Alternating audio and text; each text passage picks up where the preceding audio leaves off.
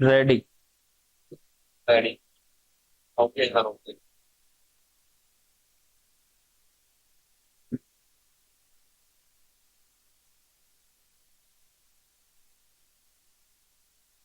Hello, सभी को नमस्कार, सभी को प्रणाम। एक बार फिर से आप सभी का हार्दिक स्वागत है आपका अपने परिवार थ्रोन एजुकेशन में। तो कल की जो क्लास थी उसमें हमने सिलेबस डिस्कस कर लिया था। आज हम कंप्लीट चैप्टर स्टार्ट करने जा रहे हैं, स्टार्टिंग से बिल्कुल बेसिक से। ठीक है, तो आज हमारा जो पहला चैप्टर रहने वाला है वो हम पढ़ेंगे वही number system. Number system Hindi में बात करें तो संख्या पद्धति।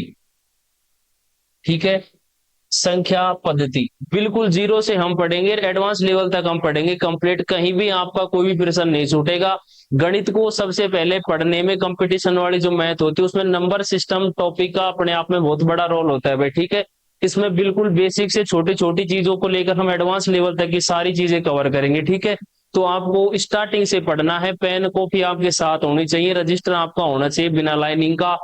ठीक है, बिल्कुल साफ सुथरे आपको नोट्स बनाने, पीडीएफ भी आपको मिल जाएगी। अच्छे से एकांत माहौल में ईयरफोन लगा के आपको अपनी क्लासेस लेनी है भाई। ठीक है, चलिए नंबर सिस्टम हम स्टार्ट करते हैं। संख्या पद्धति देखिए, इसमें सबसे पहले हम पढ़ रहे हैं संख्या पद्धति। तो हमें सबसे पहले संख्याओं के बारे में पता होना चाहिए कि संख्या क्या होती है, कितने प्रकार की होती है। ठीक है, वो सारी चीजें हम पढ़ेंगे। सबसे पहले हम बात करें संख्या पद्धति में अंकों की। अपने मूल अंक कौन से हैं देखो। अंक डिजिट की बात करें तो 0, 1, 2, 3, 4, 5, 6, 7, 8 और 9। तो टोटल अंक कितने हैं? 9 भाई। 0 से लेकर 9 तक कितने अंक हैं टोटल की अगर हम बात करें तो टोटल अंक हैं 10। और इन्हीं 10 अंकों से मिलकर हमारी सभी संख्याएं बनी होती है। तो अगर आपसे पूछे कि अंक कितने हैं टोटल 0 से 9 तक कितने डिजिट हो जाएंगे टोटल? 10 भाई। अब इनका यूज गणित में कैसे प्रश्न आते हैं आजकल, इससे भी प्रश्न आता है।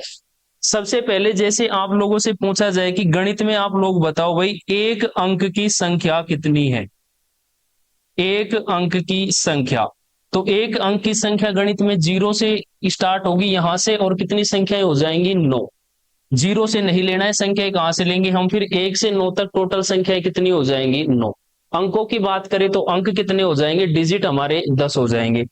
इसी प्रकार जैसे आपसे पूछे दो अंकों की कितनी संख्याएं हैं, दो अंकों की संख्या, तो दो अंकों की संख्याएं कितनी हो जाएंगी गणित में? देखिए प्रारंभ कहां से होंगी दो अंकों की संख्या भाई?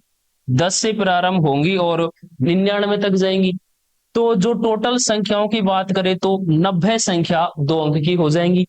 इसी प्रकार आपसे बात करें कि भाई बताओ गणित में तीन अंकों की संख्याएं कितनी है, तो भाई तीन अंकों की संख्या बताओ प्रारंभ कहां से होंगी? प्रारंभ संख्या होगी 100 से और कहां तक हो जाएंगी? 999 तक। टोटल संख्याएं कितनी हो जाएंगी? 900। इसी प्रकार जैसे हमसे कहा जाए कि भाई चार अंक की टोटल कितनी संख्याएं हैं, चार अंक की संख्याएं, तो चार अंक की संख्याएं कहां से प्रारंभ होंगी भाई? 1000 से और कहां तक जाएंगी? 9999। तो टोटल कितनी संख्याएं हो जाएंगी? 9000 संख्याएं हो जाएंगी चार अंक की। ठीक है, अब आप सोच रहे हो कि हाँ आपने तो सर एक अंक की, दो अंक की, तीन अंक की, चार अंक की बता दी। अब हमसे कोई पूछे 10 अंक की संख्या कितनी है, 8 अंक की संख्या कितनी है, तो हम कैसे निकालेंगे वो देखिए। ये तो हो गया बिल्कुल बेसिक सा। आप अब एक चीज देख पा रहे होंगे, जैसे मैंने कहा आपसे एक अंक की संख्या, देखिए एक अंक की टोटल संख्या कितनी? 9। उसके बाद देखिए आपको एक पैटर्न नजर आ रहा होगा। मैंने जैसे आपसे पूछा कि भाई दो अंकों की कितनी संख्याएं हैं, तो आपको क्या करना है? 9 लिख देना है।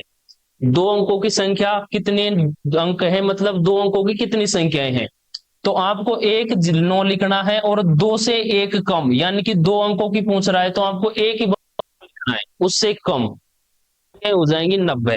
इसी प्रकार मैं आपसे कहता हूं तीन अंकों की कितनी संख्याएं? एक 9 लिखना है, तीन से एक कम यानी कि कितने जीरो लगा देने? दो। 900 संख्याएं आ जाएंगी।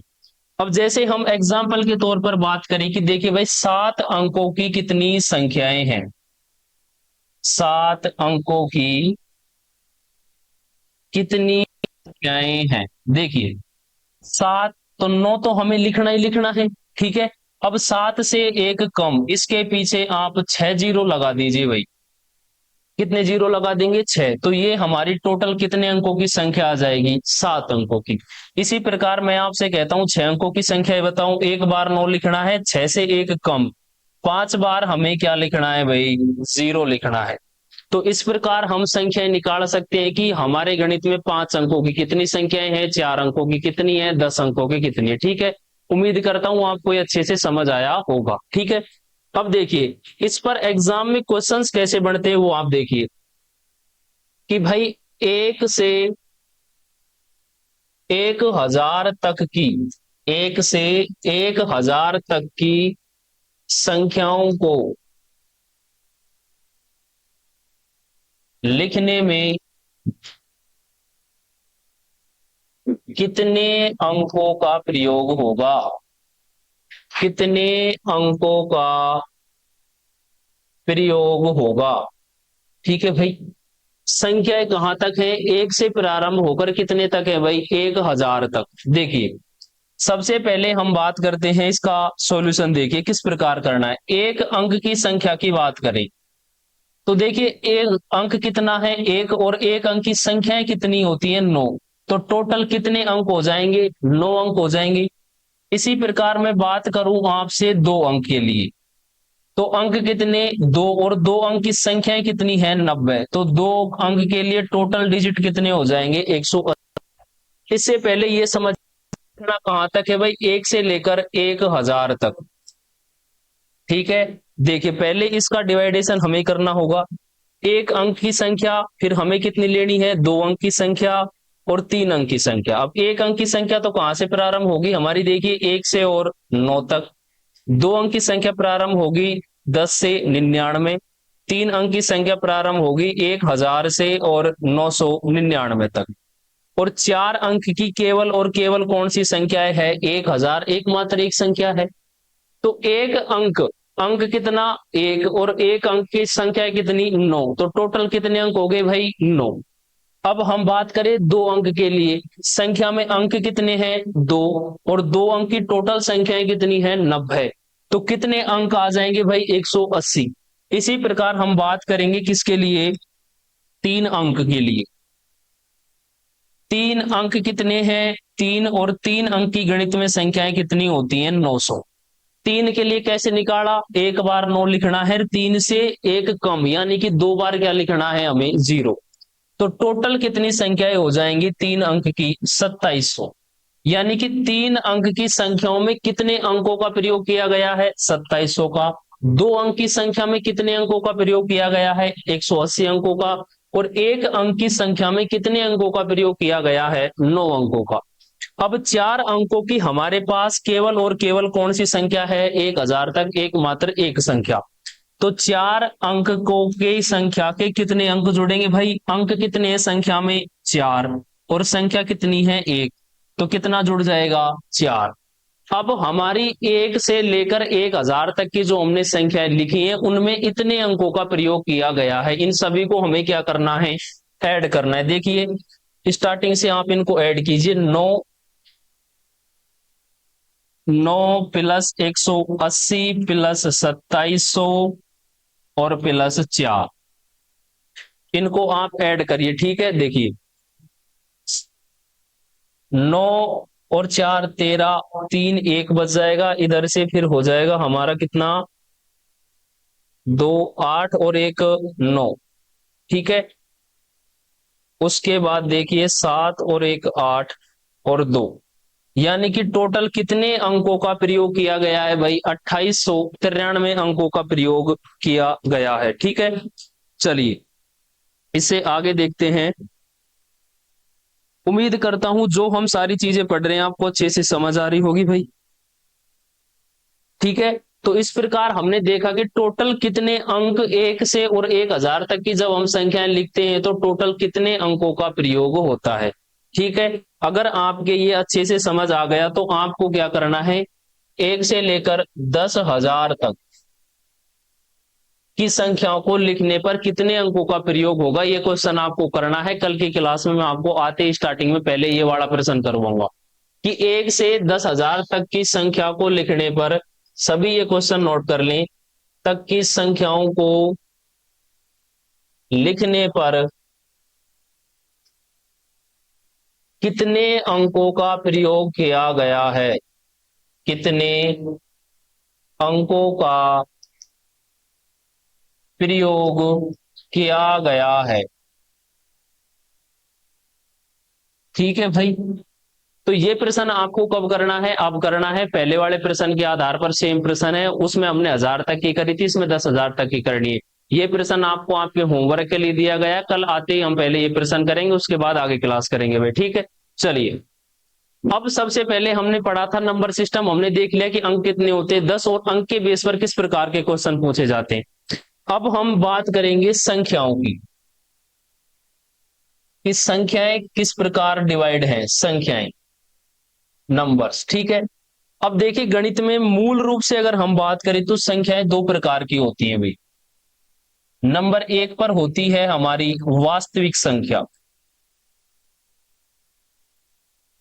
वास्तविक संख्या, और दूसरी संख्या होती है हमारी काल्पनिक संख्या,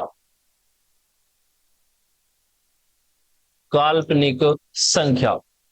ठीक है भाई, वास्तविक संख्या को हम लिखते हैं रियल नंबर, काल्पनिक संख्या को लिखते हैं हम इमेजिनरी नंबर भाई, और संख्याओं को लिखते हैं नंबर्स। ठीक है, तो ये इमेजिनरी नंबर हो गए और ये नंबर हो गए। संख्याएं कितने प्रकार की, दो प्रकार की, वास्तविक संख्या और काल्पनिक संख्या। वास्तविक संख्या को हम बोलते हैं रियल नंबर्स, और काल्पनिक संख्या को बोलते हैं हम इमेजिनरी नंबर्स। ठीक है, तो मेनली अगर आपसे पूछा जाए कि संख्याएं कितने प्रकार की होती हैं, तो संख्याएं दो प्रकार की होती हैं। ठीक है, अब वास्तविक संख्या क्या होती है ये देखिए, अगर इसकी डेफिनेशन की अगर हम बात करें तो देखिए, वह संख्या जिसे नंबर्स लाइन पर, जिसे नंबर लाइन पर प्रदर्शित किया जा सके, नंबर लाइन पर प्रदर्शित किया जा सके, कौन सी संख्या होती है भाई, वास्तविक संख्या। ठीक है, और इसकी अगर हम डेफिनेशन लिखना चाहें काल्पनिक संख्याओं की, तो इसकी हो जाएगी ऋणात्मक संख्याओं का, ऋणात्मक संख्याओं का वर्गमूल। कैसे, जैसे मैं आपसे कहूं भाई -1 का वर्गमूल बताओ, इनको हम उल्टा जे इससे प्रदर्शित करते हैं भाई। उल्टा जे का मतलब है आयोटा। तो आपसे कोई पूछ ले कि ऋणात्मक संख्याओं को किससे प्रदर्शित करते हैं, आयोटा से। आयोटा का सिंबल क्या होता है, उल्टा जे। तो इमेजिनरी नंबर से लगभग एग्जाम में प्रश्न हमारा न के बराबर आता है काल्पनिक संख्याओं से, कि संख्याएं कैसी हैं, केवल कल्पना में है, रियल में संख्याएं नहीं है। कल्पना तो हम भी कुछ की भी कर लेते हैं भाई, रात को सपने में आप अमेरिका पहुंच जाते हो, आपका बड़ा सा मकान बन जाता है, आप लोगों के पास गाड़ी घोड़े बंगले नौकर चाकर आ जाते हैं। सुबह जैसे ही आप लोग खड़े होते हो भाई, आप अपनी बिस्तर पर ही होते हो जहां पर आपको आपकी वास्तविक स्थिति में थे। ठीक है, तो कल्पनाओं में गणित नहीं चलता। ठीक है, ठीक है, रियल में चलेगा, वास्तविक संख्याओं में चलेगा, काल्पनिक संख्याएं कल्पना में ही होती है। ठीक है, कल्पना कुछ भी हो सकती है भाई। लेकिन कोई पूछ ले कि काल्पनिक संख्या क्या होती है, तो ऋणात्मक संख्याओं का वर्गमूल ही काल्पनिक संख्याएं होती हैं। जैसे ऋणात्मक संख्या ले ली हमने -1, इसको प्रदर्शित किससे करते हैं भाई, आयोटा से। वास्तविक कौन सी होती है, रियल नंबर, क्या पद्धति यानी कि नंबर्स लाइन पर प्रदर्शित कर सके। अब आप लोगों के ये आ रहा होगा कि नंबर्स लाइन क्या होती है। देखिए, इस प्रकार आप अगर 10वीं तक पढ़े हो तो आपने एक नंबर्स लाइन पढ़ी होगी, जब आपने ग्राफ बनाया होगा, -अनंत से लेकर +अनंत तक इस पर संख्याओं को हम प्रदर्शित करते हैं। यहां होता है इसमें 0, इधर की तरफ हम चलते हैं तो +1, इधर की तरफ चलते हैं तो +2, इसके इधर की तरफ आते हैं तो -1, और इधर होता है -2। इसको बोलते हैं नंबर्स लाइन, यानी कि वह लाइन जिस पर नंबरों को क्या किया जा सके, प्रदर्शित किया जा सके, वो कौन सी संख्याएं होती है भाई, संख्या। ठीक है, तो काल्पनिक संख्याएं ऋणात्मक संख्याओं का वर्गमूल, वास्तविक संख्याएं होती है जिन्हें नंबर्स लाइन पर प्रदर्शित किया जा सके। ठीक है, चलिए आगे बढ़ते हैं। अब हम बात करें कि वास्तविक संख्याएं कौन सी संख्याएं होती हैं। वास्तविक संख्याएं, रियल नंबर्स, वास्तविक संख्या, रियल नंबर्स। ठीक है भाई। वास्तविक संख्याएं हमारी पुनः कितने प्रकार की होती हैं भाई? दो प्रकार की।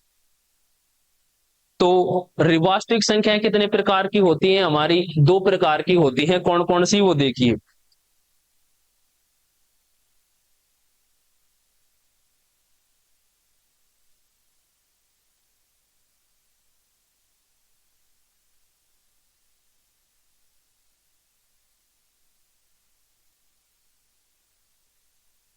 वास्तविक संख्या दो प्रकार की होती हैं। पर होती हैं पूर्णांक संख्या, पूर्णांक संख्या, और दूसरी होती है भाई दशमलव संख्या। पूर्णांक संख्या और दशमलव संख्या। ठीक है।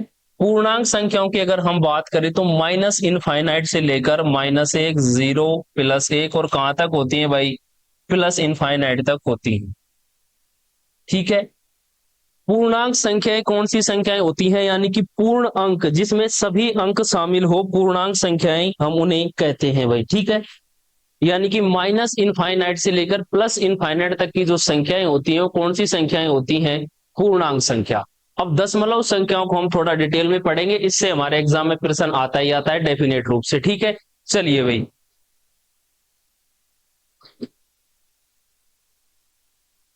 इसमें पानी लेकर तो आप लोग अच्छे से अपने नोट्स बनाइए भाई, बिल्कुल प्रॉपर तरीके से आपको सब कुछ समझाना है। ठीक है। अब देखिए, दशमलव पूर्णांक संख्या की बात कर ली। पूर्णांक संख्याएं कहां से प्रारंभ होती है? माइनस इनफाइनाइट से प्लस इनफाइनाइट तक की सभी संख्याएं कौन सी में आती हैं? पूर्णांक संख्याओं में। अब हम बात करें दशमलव संख्या की, तो दशमलव संख्या देखिए दो प्रकार की होती है। एक तो होती है पुनरावृत्ति संख्या,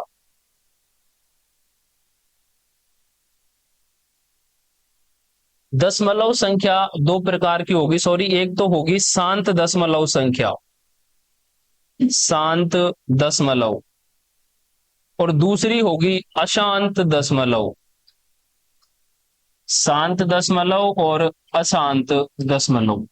अब शांत दशमलव के एग्जाम्पल की बात करें, जैसे आपको लिख देते हो 2.45। ठीक है। ये उदाहरण किसका हो गया? शांत दशमलव का, कि इस संख्या का आगे और प्रसार नहीं कर सकता 2.45। अशांत दशमलव संख्या के एग्जाम्पल की अगर हम बात करें तो जैसे 2.4567 8, और ये कहां तक जा रहा है भाई? अनंत तक। तो संख्या कौन सी हो जाएगी? ये अशांत दशमलव संख्या हमारी ये हो जाएगी। शांत दशमलव जिसका प्रसार आप यही रुक गया 2.45, उसके बाद अशांत दशमलव संख्या हमारी कंटिन्यू जारी है अनंत तक। ठीक है। अशांत है, इसका आगे प्रसार लगातार जारी है। ठीक है। उसके बाद देखिए,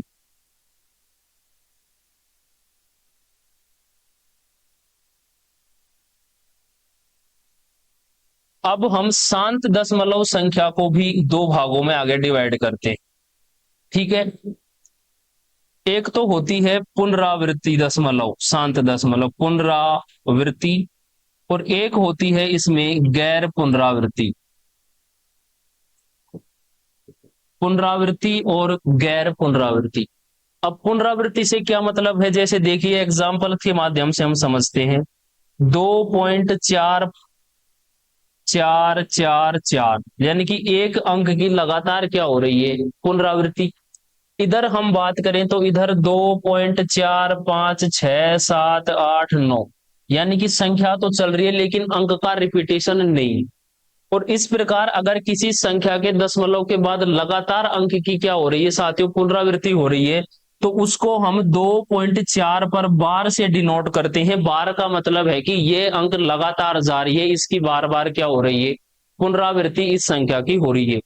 तो अगर हम बात करें, देखिए वास्तविक संख्या हमने पढ़ी दो प्रकार की, पूर्णांक संख्या और दशमलव संख्या। पूर्णांक संख्या को आगे हम विस्तार से पढ़ेंगे, पहले हम पढ़ते हैं दशमलव संख्या। दशमलव संख्या कितने प्रकार की होती है? दो प्रकार की, शांत दशमलव संख्या और दूसरी होती है अशांत दशमलव संख्या। शांत दशमलव संख्या यानी कि जैसे 2.45 का हमने एग्जांपल लिया कि अब इसका आगे प्रसार ये फिक्स है 2.45। आगे देखा अशांत दशमलव संख्या यानी 2.4567 8 अनंत तक ये जाएगा भाई, ठीक है, इसका प्रसार लगातार जारी है। तो ये किसका एग्जाम्पल आ जाएगा, अशांत दशमलव संख्या का। अब शांत दशमलव संख्या भी कितने प्रकार की, दो प्रकार की होती है, पुनरावृत्ति संख्या और गैर पुनरावृत्ति संख्या। अब पुनरावृत्ति संख्या की हम बात करें कि दशमलव के बाद दाईं तरफ जितने अंक हैं उनका लगातार क्या हो रहा है, रिपीटेशन हो रहा है भाई, 2.4444, ठीक है। तो इस प्रकार अगर ये रिपीटेशन जारी है तो इसको हम डिनोट कर देते हैं बार से। किसी संख्या के दशमलव के बाद अगर आपको माइनस का चिन्ह संख्या के ऊपर दिखता है, इसको हम बार बोलते हैं भाई। किससे डिनोट करते हैं इसको, बार से। 2.4 पर बार यानी कि 4 का लगातार प्रसार जारी है। गैर पुनरावृत्ति में लगा कोई अंक का रिपीटेशन नहीं होगा भाई, ठीक है। चलिए इसके बाद देखिए जो पुनरावृत्ति संख्या होती है इसको भी आगे दो भागों में डिवाइड कर दिया गया है। इसका डिवाइडेशन भी आगे दो प्रकार से किया गया है। एक तो होती है भाई शुद्ध पुनरावृत्ति,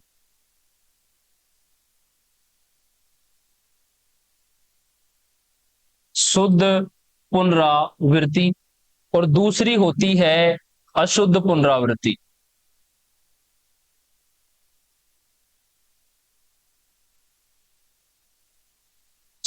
जो पुनरावृत्ति दशमलव संख्या है उसको हमने पुनः दो भागों में डिवाइड कर दिया, शुद्ध पुनरावृत्ति और शुद्ध पुनरावृत्ति। देखिए कैसे, शुद्ध पुनरावृत्ति की अगर हम बात करें तो एग्जांपल देखिए, मैंने कह दिया 2.45 पर बार। इसका मतलब ये संख्या किस प्रकार इसका प्रसार है वो देखिए, 2.454545, यानी कि रिपीटेशन लगातार किन किन का हो रहा है, 454545 का। तो हमने रिपीटेशन के लिए क्या लगा दिया, संख्या पर बार लगा दिया कि दशमलव के बाद दो अंक हैं 4 और 5, उनका लगातार प्रसार जारी है। अशुद्ध पुनरावृत्ति की हम बात करें, देखिए जैसे 2.4 और बार किस पर है, केवल 5 पर। इसका मतलब क्या है, इसका प्रसार देखिए 2.45 पर बार, यानी कि 2.4 तो रहेगा, आगे लगातार प्रसार किसका जारी रहेगा भाई, 5 का, ठीक है। तो अगर दशमलव के दाईं तरफ सभी अंकों पर बार है तो वो एग्जाम्पल किसका हो जाएगा, शुद्ध पुनरावृत्ति संख्या का। और दशमलव के दाईं तरफ अगर दोनों अंकों पर बार नहीं है तो वो उदाहरण किसका हो जाएगा, अशुद्ध पुनरावृत्ति संख्या का, ठीक है भाई। चलिए दशमलव संख्या हमने पढ़ ली कितने प्रकार की, दो प्रकार की, शांत दशमलव और अशांत दशमलव, ठीक है। उसके बाद हमने इसका प्रसार पढ़ा, पुनरावृत्ति संख्या और गैर पुनरावृत्ति। उसके बाद शुद्ध पुनरावृत्ति और अशुद्ध पुनरावृत्ति भाई, ठीक है। चलिए इसके बाद इसके आपको कंप्लीट पीडीएफ नोट्स वगैरह सब कुछ मिल जाएगा भाई, ठीक है।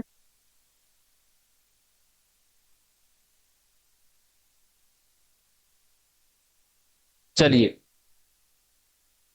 इसमें थोड़ा सा आप ये यहां करेक्शन कर लीजिए, ये जो हमने प्रसार पढ़ा है ये का नहीं होता भाई, एक उल्टा लिख दिया मैंने, ये है शांत दशमलव, ठीक है, 2.45, ठीक है। और ये जो प्रसार में हमने सभी संख्याओं को पढ़ा है ये किसका पढ़ा है भाई, अशांत दशमलव संख्याओं का। कैसे, देखिए संख्या की होती है वास्तविक संख्या और काल्पनिक, ठीक है। उसके बाद हमने पढ़ा कि वास्तविक संख्याएं कौन सी होती है जिन्हें नंबर्स लाइन पर प्रदर्शित किया जा सके, और ऋणात्मक जो काल्पनिक संख्याएं होती है वो ऋणात्मक संख्याओं का वर्गमूल होता है। ये लिखने में थोड़ा उल्टा कर दिया। उसके बाद हमने वास्तविक संख्याओं को कितने प्रकार से पढ़ा था, दो प्रकार से, पूर्णांक संख्या और दशमलव संख्या। अब दशमलव संख्या दो प्रकार की होती है, शांत दशमलव संख्या और अशांत दशमलव संख्या। अब शांत है तो शांत तो वहीं पे रुक जाती है, आदमी और महिलाएं दोनों होते हैं तो आदमी शांत रहता है, महिला शांत रहती है भाई, ठीक है। अशांत रहती है लगातार, जैसे कोई बात पर जिद करने लग जाते हैं कि भाई अशांत है, घर में शांत नहीं, चुपचाप ही नहीं, लगातार झगड़ा किए जा रही है, तो भाई आदमी शांत है उसका प्रसार रुक गया कि आदमी चुपचाप है अपना बेचारा बैठ जाएगा, लेकिन इसकी लगातार लड़ाई जा रही है, आपने ये कर दिया, आपने वो कर दिया, आपने ये नहीं किया, आपने वो नहीं किया, अशांत हो गई। अब अशांत है यानी कि लगातार रिपीटेशन कर रही है किसी चीज का, तो भाई कोई वो लगातार पुनरावृत्ति और गैर पुनरावृत्ति। यानी कि किसी बात पे लगातार अगर वो पुनरावृत्ति कह रही है कि भाई ये बात है, ये बात है, मेरे को शॉपिंग करनी है, शॉपिंग करनी है, लगातार उस बात का क्या कर रही है, रिपीटेशन ये कर रही है। और एक होती है गैर पुनरावृत्ति, यानी कि आपने देखा होगा कुछ महिलाएं लगातार झगड़ा करता रहती हैं, अब झगड़ा किसी और बात पर हुआ है और बात ही किसी और चीज की करने लग जाती है। ठीक है, यानी कि किसी का पता ही नहीं झगड़ा किसका हो रहा है और कह क्या रही है। अब जो लगातार रिपीटेशन अगर ये कर रही है किसी बात पर, तो या तो वो सही हो सकती है या वो गलत हो सकती है। यानी कि या तो वो सही बात कह रही है, शुद्ध पुनरावृत्ति हो रही है, या फिर वो गलत बात पर झगड़ा कर रही है, अशुद्ध बात हो गई। ठीक है, तो पुनरावृत्ति दो प्रकार की हो जाएगी, शुद्ध और अशुद्ध। संख्या, वास्तविक संख्या दो प्रकार की, पूर्णांक संख्या, दशमलव संख्या। दशमलव संख्या कितने प्रकार की, दो प्रकार की, शांत दशमलव और अशांत दशमलव। शांत दशमलव में प्रसार वहीं पे रुक गया। बात करते हैं अशांत दशमलव कितने प्रकार की होती है, दो प्रकार की, पुनरावृत्ति और गैर पुनरावृत्ति। उसके बाद पुनरावृत्ति संख्या पुनः दो प्रकार की होती है, शुद्ध पुनरावृत्ति और अशुद्ध पुनरावृत्ति। शुद्ध पुनरावृत्ति होती है भाई जैसे 2.45 पर बार, यानी कि दशमलव के दाएं तरफ दोनों अंकों पर जितने अंक उन पर सभी पर बार है तो शुद्ध पुनरावृत्ति है। और दशमलव के दाएं तरफ अगर सभी अंकों पर बार नहीं है, अगर संख्या छोड़कर बार है, तो वो अशुद्ध पुनरावृत्ति का उदाहरण माना जाएगा। तो देखिए हमने सबसे पहले संख्या पढ़ी थी दो प्रकार की, वास्तविक और काल्पनिक। काल्पनिक वहीं पे समाप्त हो गई, ऋणात्मक संख्याओं का वर्गमूल। वास्तविक संख्या फिर हमने पढ़ी पुनः दो प्रकार की, पूर्णांक संख्या और दशमलव संख्या। अब पूर्णांक को हम अलग डिटेल से पढ़ेंगे। अब हमने फिलहाल कौन सी संख्या पढ़ ली भाई, दशमलव संख्या। कौन सी संख्या पढ़ी है, दशमलव संख्या। ठीक है, तो दशमलव संख्या को कितने भागों में बांट दिया था हमने, शांत दशमलव और अशांत दशमलव। शांत दशमलव संख्या और अशांत दशमलव संख्या। फिर पुनः हमने अशांत दशमलव को दो प्रकार बांट दिया था भाई, एक तो होती थी पुनरावृत्ति दशमलव और एक होती है गैर पुनरावृत्ति।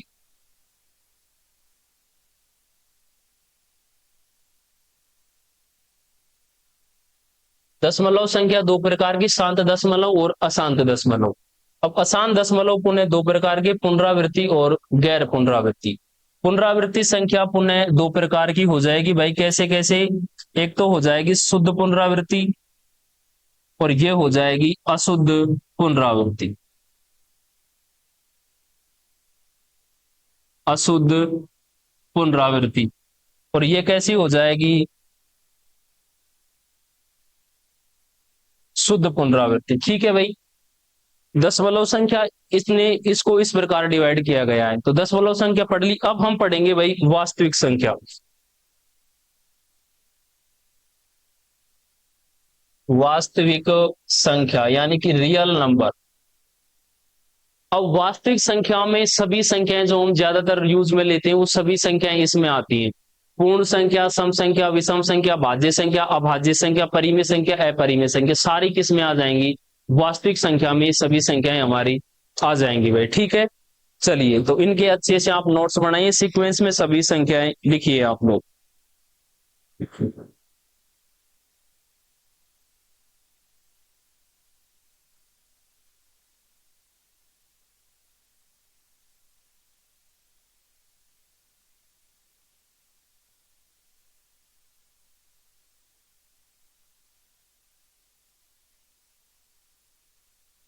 अब सबसे पहले हम वास्तविक संख्याओं में बात करते हैं।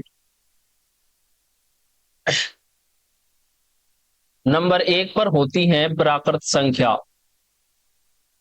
इनकी डेफिनेशन अलग से हम आपको अपलोड कर देंगे, मैं समझा रहा हूं, संख्या डेफिनेशन कुछ नहीं, आपको डायरेक्ट समझ आ जाएगा।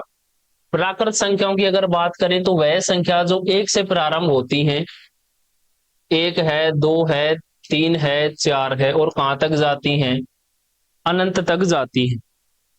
प्राकृत संख्याएं प्रारंभ कहां से होंगी, एक से और अनंत तक, यानी कि वह संख्याएं जो एक से प्रारंभ होकर कहां तक जाती है, अनंत तक, उन संख्याओं को कौन सी संख्याएं कहते हैं हम, प्राकृत संख्या। दूसरी संख्या की अगर हम बात करें इसी के अंतर्गत, तो वो हो जाएंगी पूर्ण संख्या। ठीक है, प्राकृत संख्याएं प्रारंभ कहाँ से होती हैं भाई? एक से प्रारंभ होकर अनंत तक जाती हैं। उसके बाद हम बात कर रहे हैं पूर्ण संख्या की। पूर्ण संख्या कौन सी संख्या होंगी? पूर्ण संख्या जो ये प्रारंभ होंगी भाई 0, 1, 2, 3, 4 और ये कहां तक जाएंगी? अनंत तक। इनमें डिफरेंस क्या है? अगर कोई आपसे पूछता है कि प्राकृत संख्याएं कहां से प्रारंभ होती हैं, एक से प्रारंभ होकर कहां तक जाती है? अनंत तक। पूर्ण संख्या की अगर बात करें तो कहां से प्रारंभ होगी? 0 से प्रारंभ होकर कहां तक जाएगी? अनंत तक। तो प्राकृत संख्याएं प्रारंभ होती है एक से, पूर्ण संख्याएं प्रारंभ होती है भाई 0 से। उसके बाद देखिए हम अगली संख्या की बात करें, नंबर 3 पर आ जाती है हमारी सम संख्या। सम संख्या कौन सी संख्या हो गई? वह संख्या जिसका इकाई का अंक क्या हो? इकाई अंक या तो क्या हो? 0 हो, 2 हो, 4 हो, 6 हो और 8 हो। वह संख्या कौन सी संख्या कहलाएगी? सम संख्या। जिसका इकाई अंक क्या हो? 0 हो, 2 हो, 4 हो, 6 हो, 8 हो। कौन सी संख्या कहलाएगी? सम संख्या। या फिर हम इसकी डेफिनेशन दूसरी भी लिख सकते हैं, यानी कि वह संख्या जिसमें 2 का भाग जाता हो। वह संख्या जिसमें 2 का भाग पूरी पूरी बार जाता हो, कौन सी संख्या कहलाएगी? हमारी सम संख्या। उसके बाद अगली संख्या की अगर हम बात करें नंबर 4, तो कौन सी संख्या आ जाएगी भाई? विषम संख्या। विषम संख्या जिसका इकाई अंक इनको छोड़कर बचे, जैसे 1 है, 3 है, 5 है, 7 है और 9 है। ये संख्याएं कौन सी संख्याएं कहलाएंगी? विषम संख्या। ठीक है, 1 है, 3 है, 5 है, 7 है, 9 है, किसी संख्या का अगर इकाई अंक इनमें से आ रहा है तो ये कौन सी संख्या कहलाएंगी? विषम संख्या।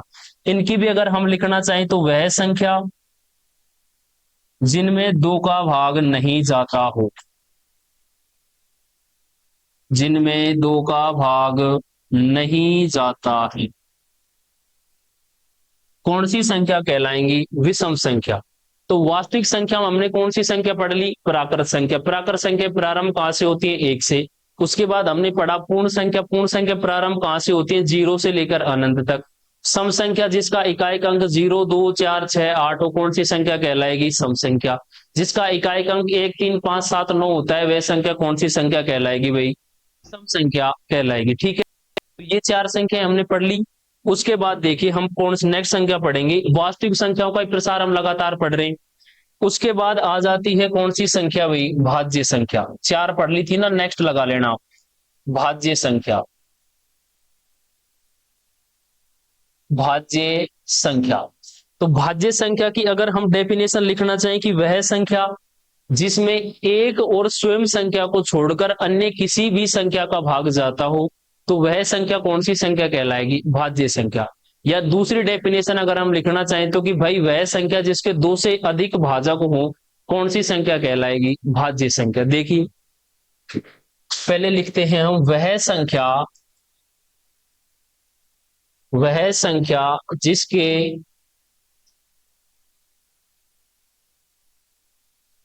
2 से अधिक भाजक हो। 2 से अधिक भाजक हो तो वह संख्या भाज्य संख्या कहलाती है। कौन सी संख्या कहलाती है भाई? भाज्य संख्या। जैसे एग्जाम्पल की अगर हम बात करें तो जैसे मैं कहता हूं 6।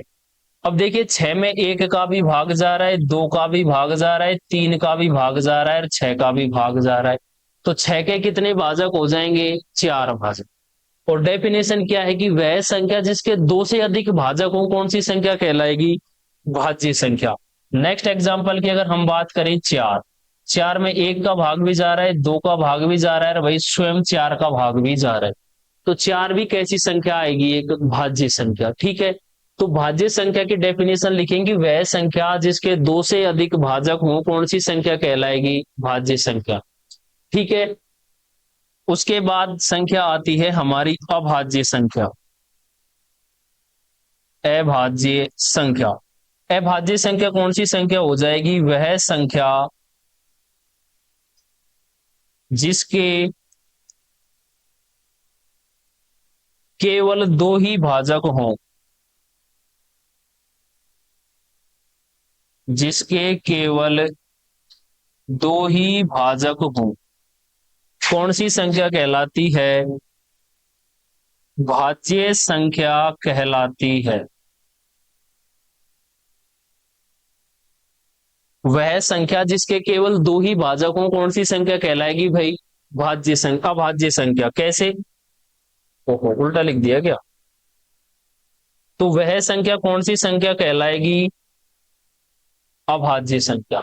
भाज्य संख्या की डेफिनेशन क्या है कि वह संख्या जिसके दो से अधिक भाजक हों तो कौन सी संख्या कहलाएगी? भाज्य संख्या। और वह संख्या जिसके केवल दो ही भाजक हो, कौन सी संख्या कहलाएगी? अभाज्य संख्या। दो भाजक कौन कौन से होंगे वो देखिए।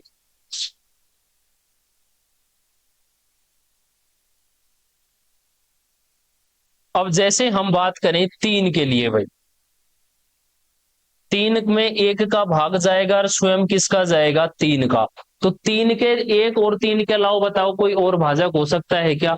इसी प्रकार में बात करूं 5, 5 में 1 का भाग भी जाएगा और 5 का भी जाएगा। कितने भाजक आ जाएंगे? 5 के 2।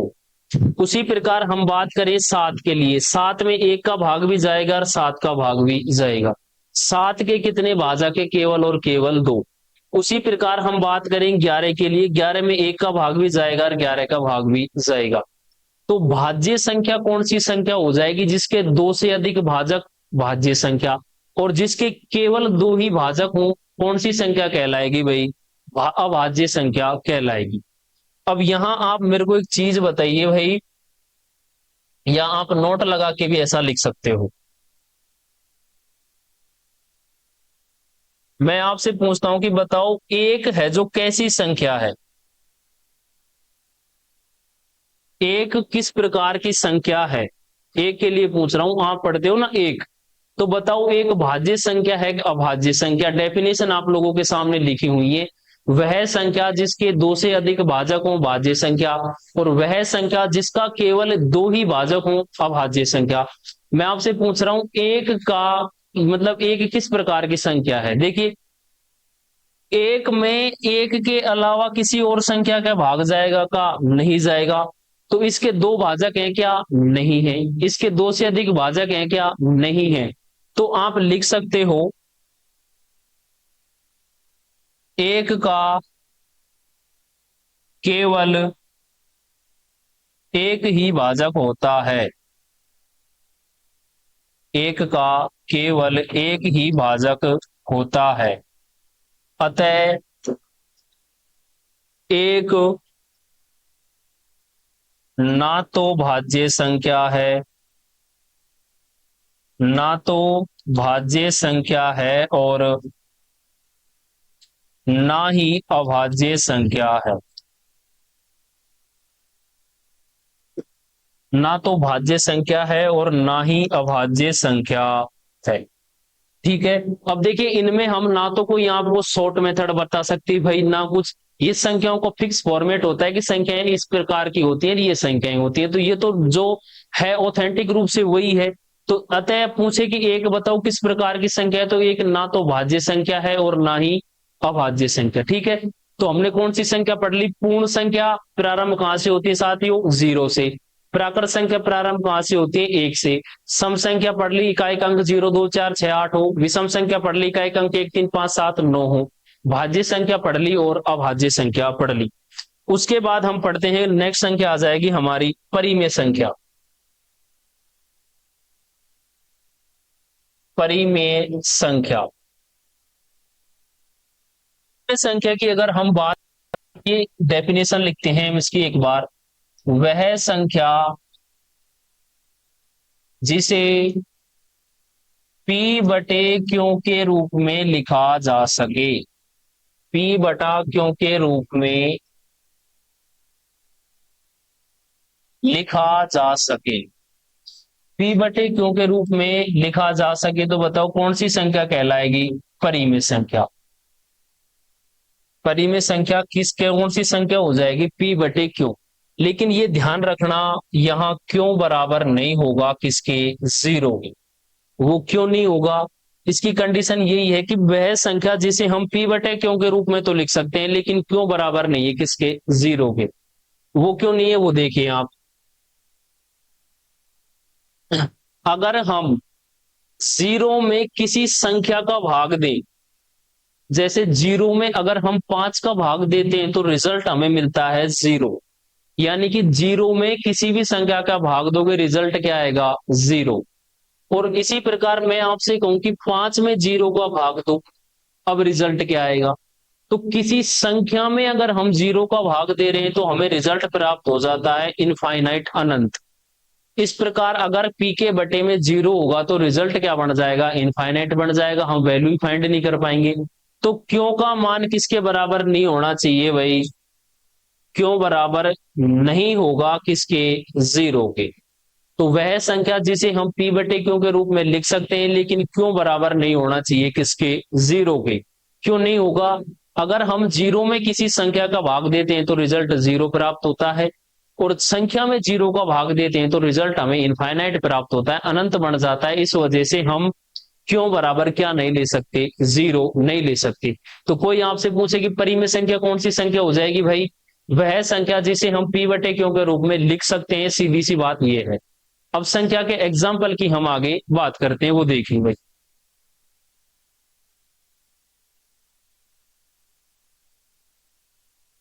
तो इसके एग्जाम्पल तो आप कुछ भी संख्या मान लीजिए, जैसे देखिए बात करना चाहें हम 5, 5 को आप p बटे क्यों के रूप में लिख सकते हो, 5 के नीचे 1 लगा दीजिए, इस ये है p बटे कौन सी क्यों का मान क्या हो जाएगा, 1, और p का मान कितना हो जाएगा, 5। ठीक है, तो 5 बटे 1 को हम क्या लिख सकते हैं, p बटे क्यों, या फिर 22 बटे 7, ये भी क्या है, एक परिमेय संख्या है p बटे क्यों। और 22 बटे 7 किसका मान होता है, पाई का मान होता है। ठीक है, तो पाई का मान कितना होता है, आप लोगों ने अगर कहीं पे पढ़ा होगा, वैसे पढ़ रखा होगा, पाई का मान कितना होता है, 22 बटे 7, और 3 पॉइंट जो दूसरा होता है 3.014। ठीक है, तो अब 22 बटे 7 है पाई का मान, ये कैसी संख्या है, परिमेय संख्या। लेकिन नोट लगा के लिख देना, पाई का मान एक परिमेय संख्या होता है, पाई का मान परिमेय संख्या होता है, लेकिन पाई अपरिमेय संख्या होती है। पाई अपरिमेय संख्या होती है। पाई के अगर मान की बात करें तो कैसा मान हो जाएगा, पाई का मान एक परिमेय होगा। और पाई की अगर बात करें, पाई कैसी संख्या है, तो पाई एक अपरिमेय संख्या हमारी हो जाएगी भाई, ये ध्यान रखना। ठीक है, चलिए पाई का मान कितना है, 22 बटे 7 है, 3.14। दूसरा मान कौन सा है इसका, 1/4। देखिए 3.14, तो इसको भी हम बटे में पॉइंट के बाद 2 होंगे तो इसको भी लिख सकते हैं कि नहीं लिख सकते। तो पाई का मान तो आप चाहे 22 बटे 7 लो, 3.14 लो, कैसी संख्या में आ जाएगा, परिमेय संख्या में। लेकिन पाई स्वयं कैसी संख्या है, एक अपरिमेय संख्या। तो अपरिमेय संख्या की अगर हम डेफिनेशन की बात करें, ये तो कौन सी संख्या के लिए हो गया भाई, परिमेय संख्या के।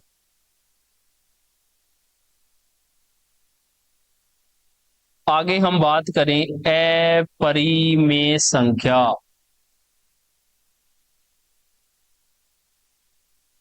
वह संख्या जिसे हम p बटे क्यों के रूप में नहीं लिख सकते, वह संख्या, वह संख्या जिसे p बटे क्यों के रूप में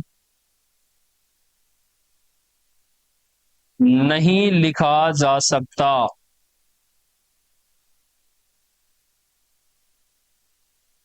कौन सी संख्या कहलाती है, अपरिमेय संख्या। जैसे एग्जाम्पल देखिए भाई, ऋणात्मक संख्याओं का वर्गमूल। उसके बाद हम बात करें 2.7564321 और कहां तक जा रहा है, अनंत तक। इसको बताओ आप p बटे क्यों के रूप में लिख सकते हो, जिसका प्रसार ही हमें पता नहीं, अनंत तक जा रहा है। ठीक है, तो ये किस प्रकार की संख्याओं के उदाहरण आ जाएंगे? अपरिमेय संख्याओं के उदाहरण आ जाएंगे भाई। ठीक है, चलिए तो स्टार्टिंग से देखिए हमने आज क्या पढ़ा।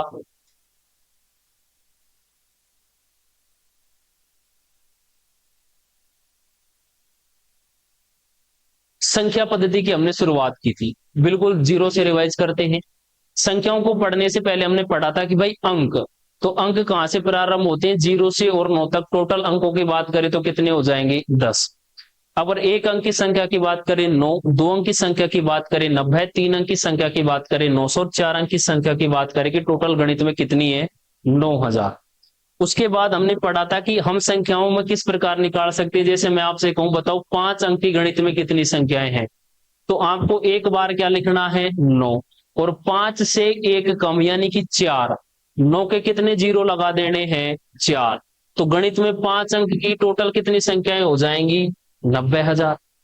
ठीक है, चलिए उसके बाद हमने आगे पढ़ा था कि जैसे एग्जाम्पल कर लिया था कि संख्या अगर 1 से 1000 तक है तो अंकों का कितने अंकों का प्रयोग किया गया है।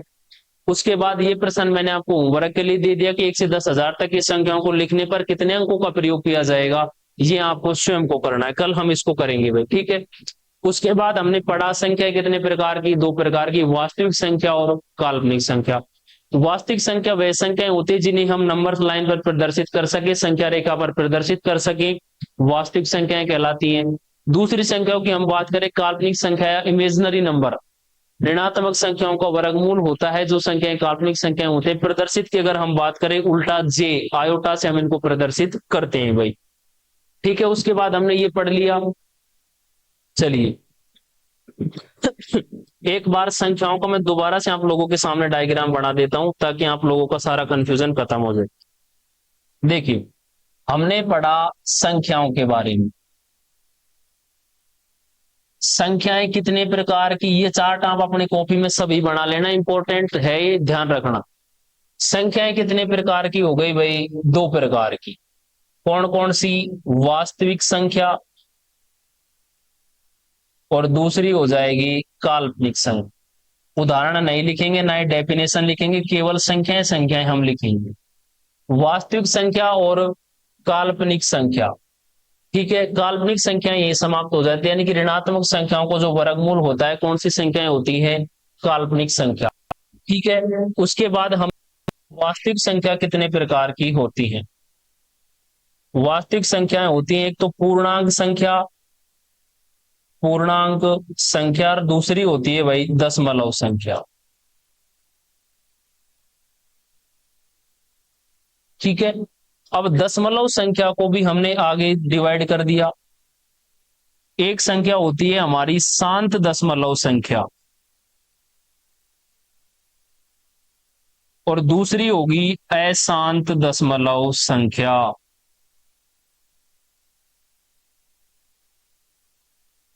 ठीक है, अब पुनः इनको हमने आगे डिवाइड कर दिया भाई।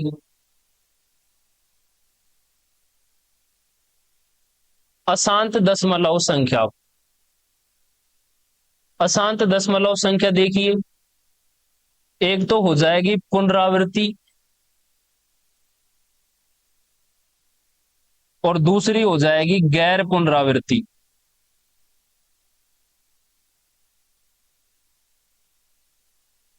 पुनरावृत्ति और दूसरी हो जाएगी गैर पुनरावृत्ति।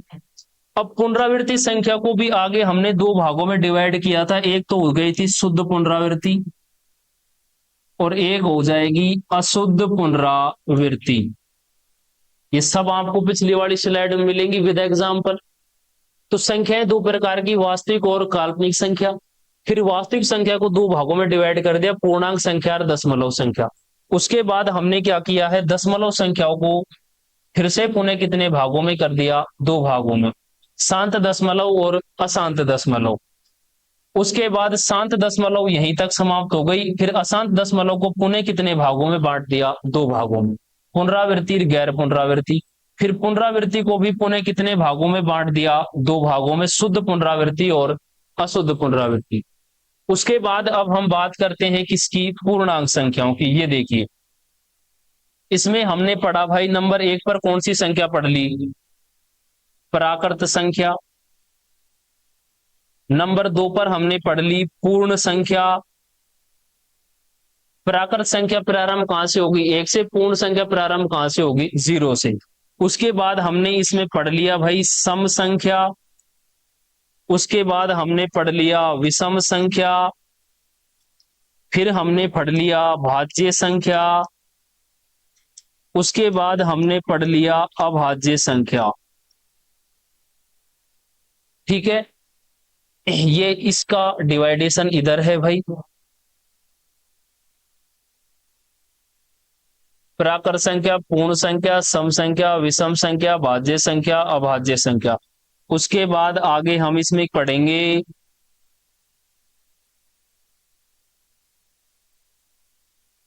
इसमें है परिमेय संख्या। दूसरी हो जाएगी अपरिमेय संख्या।